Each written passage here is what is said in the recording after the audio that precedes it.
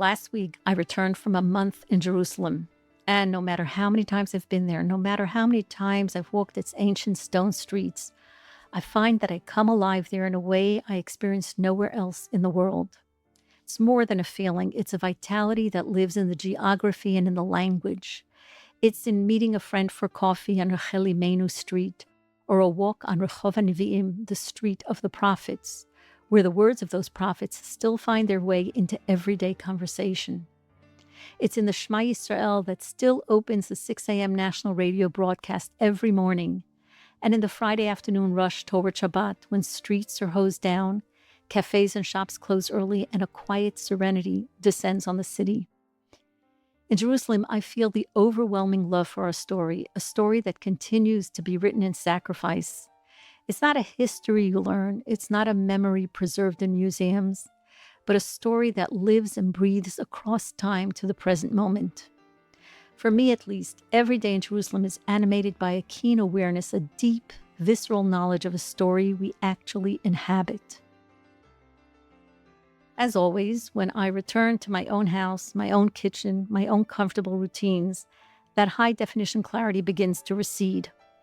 I become preoccupied with mundane matters that command my attention in a way that makes me less alive to the immediacy of my story. The business of ordinary life has a way of making it difficult to sustain that intensity of awareness. And I find that instead of living inside the story, I'm just managing a calendar, commemorating dates and events from a comfortable distance. It's a kind of forgetting, not the facts, of course, but the relationship itself becomes less immediate. And that's what Parshat Ekev warns us against. Welcome back to Torah in 7. I'm Bela Olidord, and this week's episode is dedicated by Rabbi Ben-Zion Gajzinski to the memory of his mother, Rivka Dina Bat Harav Chassid Harav Tamim Ze'ev Wolf Gajzinski, on her yahrzeit 13 Menachem of Parshat Ekev. A noble woman of great Mesirat Nefesh, she is remembered for her fierce adherence to Torah and Chabad Chassidut during the darkest days of the Soviet Union. Dedicating an episode of Torah in 7 is a beautiful way to honor someone you love. All the information is available on our dedication page at torahin7.substack.com. In Parshat Ekev, Moshe warns the Israelites about what happens when they settle down into comfortable life in the land.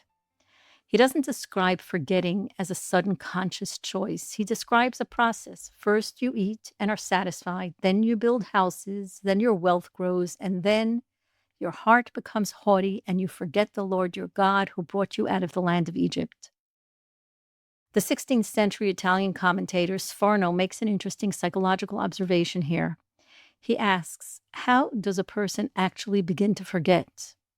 It starts the moment you look around at your comfortable life and think, I'm good. Look at what I've achieved. Look at what I've accumulated. It's another version of Kochi ve'otzem yadi asali tachayil hazeh. My own wisdom, my own efforts built this. It isn't deliberate. It's just self-absorption. When life works, when the pantry is stocked, the house is built, and the routine is smooth, we stop thinking of ourselves as participants in a covenant that spans thousands of years, and we become individuals consumed by the busyness of life. So Moshe isn't worried that the miracles would fade from memory simply because too many years had passed. He's worried that the blessings of abundance and comfort would become so constant, so normal, that we'd begin to take it for granted rather than recognize it as God's blessings. So how does the Torah protect us from that kind of forgetting? One answer is through mitzvahs specifically designed to interrupt our self-sufficiency and restore our awareness. It's no coincidence, then, that one of the great antidotes to forgetting appears in this very parsha.